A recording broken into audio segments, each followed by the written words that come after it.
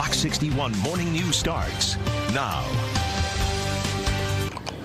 A lot of you at home have suddenly had to learn how to homeschool your children very quickly, and it's not an easy job. No. Joining us today, Dr. Roseann Capanna-Hodge, a pediatric mental health expert and psychologist who's going to give us all some tips on how to do it.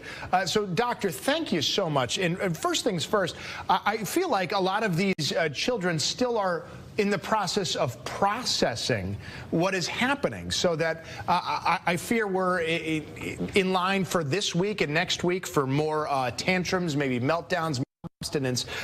So do we still have to work on confronting that before we start worrying about the homeschooling? Well, you know, Tim, thank you for having me, because parents like myself and you and individuals, we're struggling. This is something that is unprecedented. We're not planned for, and children are going to struggle. We're going to struggle because we're learning as we go through this. And yes, you're going to see tantrums. Yes, you're going to see meltdowns. And it's not just little kids, it's teenagers. And guess what? It's adults.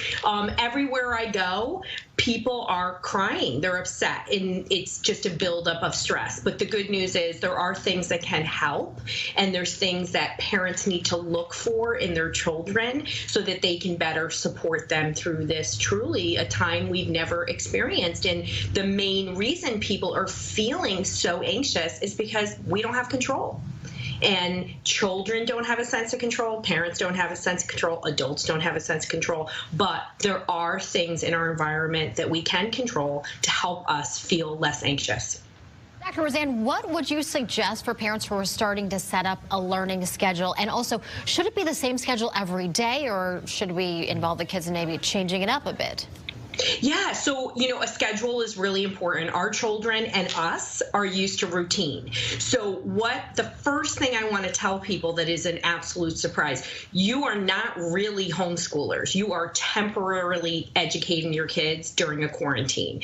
And so the same rules that apply for traditional homeschoolers don't apply for kids right now. So the first thing that's the biggest surprise is that most kids aren't going to be sitting down for 6-7 hours a day doing work. You can't expect them. So having a schedule is both a source of comfort, but it's also to let kids know and parents know what comes next, and it's really important. So whatever you're doing in your day, I recommend having a Monday to Friday schedule and put everything in there. Put your snacks, put your breaks. Please let your children of all ages, not only let them, encourage them to physically get up and move every 20 minutes. After 20 minutes of sitting, your brain starts to decline. So this is great advice. They should just get up, do a yoga move. You can do a downward dog or a tree. These are things you can just Google, right? We're all home and we're Googling, but have a routine, create predictability, let your kids have some control. I agree. You know, give them some options. And in that schedule, you want to find out, what is your school expecting? Is it an online class? Is it Google Hangouts? Is it videos? Is it packets? And work from there, and then let your child know what your schedule is. You should have a written schedule for both you and your child to prevent arguments, which is going to further stress us out. How about flexibility with that schedule, just as a concession to how surreal and how evolving this situation is? And I say that as somebody who tends to be on the lax side of the schedule anyway, so I'm worried I'm going to take it too far and try to expect too much in terms of a schedule, even for a son who tends to thrive on a schedule.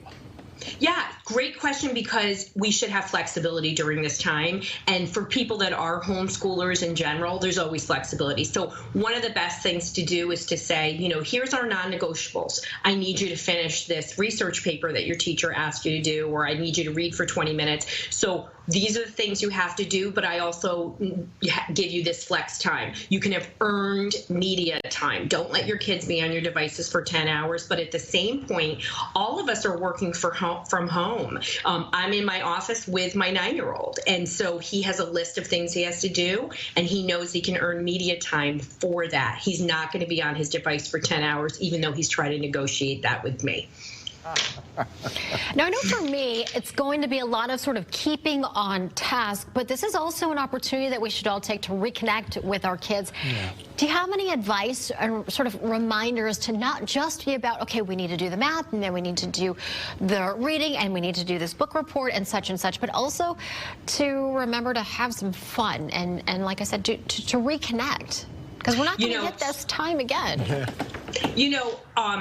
If there's anything that has come out of this, there's a couple of things. So one, health is a priority, right? And so for people that are actually getting sick, they have underlying health conditions. Autoimmune issues are, and incredible. In our Ridgefield, Connecticut Center, we support people with not just mental health issues, but physical issues like Lyme disease and lupus and MS.